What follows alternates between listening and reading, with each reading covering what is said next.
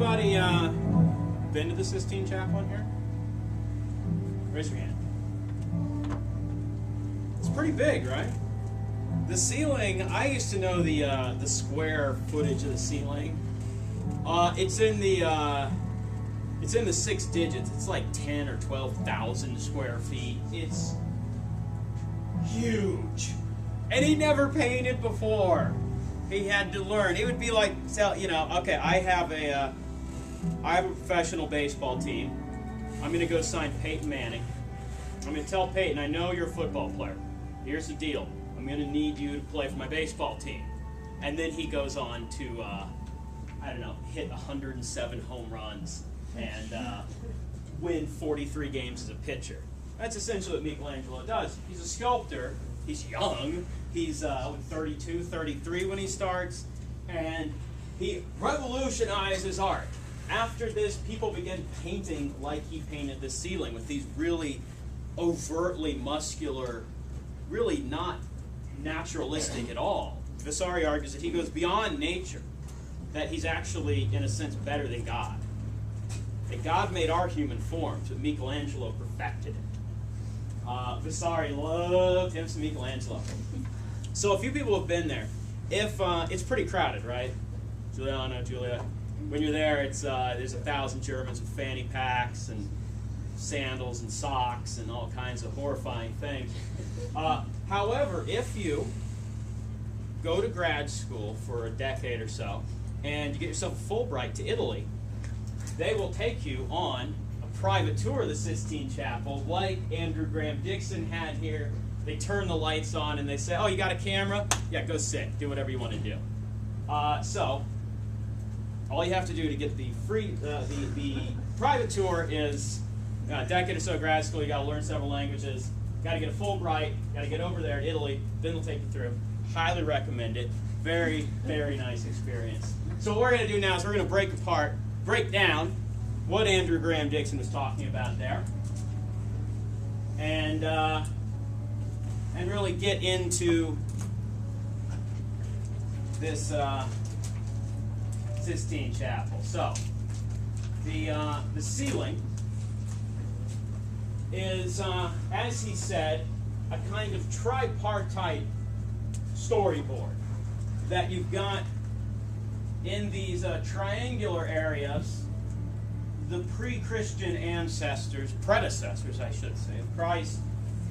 Then in this secondary level, the prophets and the pagan oracles, the Sibyls, who it's argued by some predicted Christ's arrival. And then in the center spine, the story of creation from day one right through to the fall of Noah and his drunkenness discovery by his kids. Day 1, day 2, the parting of light and darkness, the creation of life, and then right there in the center of the ceiling, both in the longitudinal and latitudinal axes, is probably next to the Mona Lisa, arguably one of the most reproduced images from Renaissance Italy, the creation of Adam. Now, you might think Adam looks a bit bored by the whole proceeding.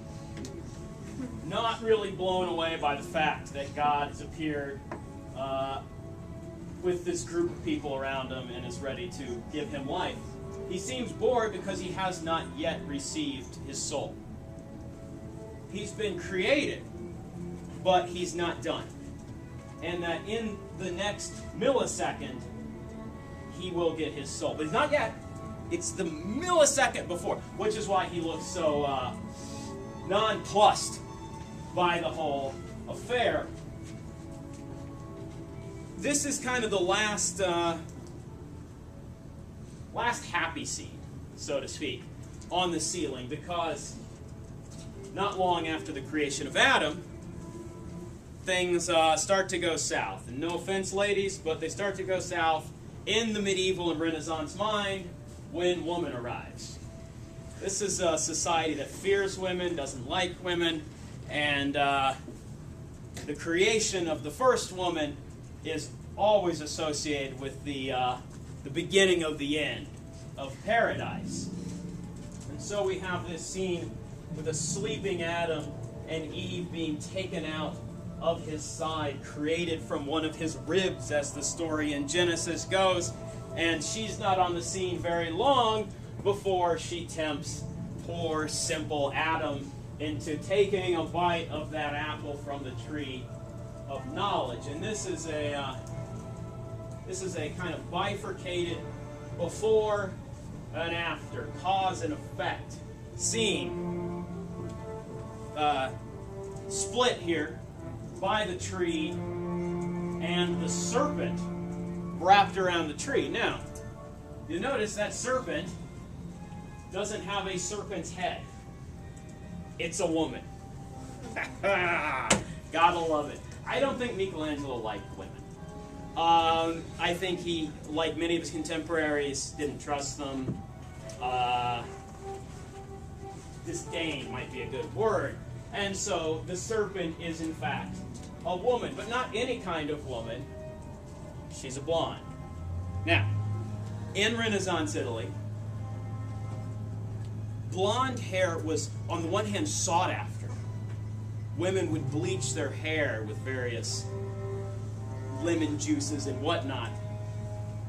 But it was also a sign of loose morals and of temptation and of the power of women over men. So the serpent's not only a woman, she's a blonde woman. And temptation is followed by the fall, and they've aged immediately. They're quite young looking here, but if you can see it, details Graham Dixon showed us in the documentary clip there, they're wrinkled, they're old, and very sorry for what they've done. And it's not going to get any better.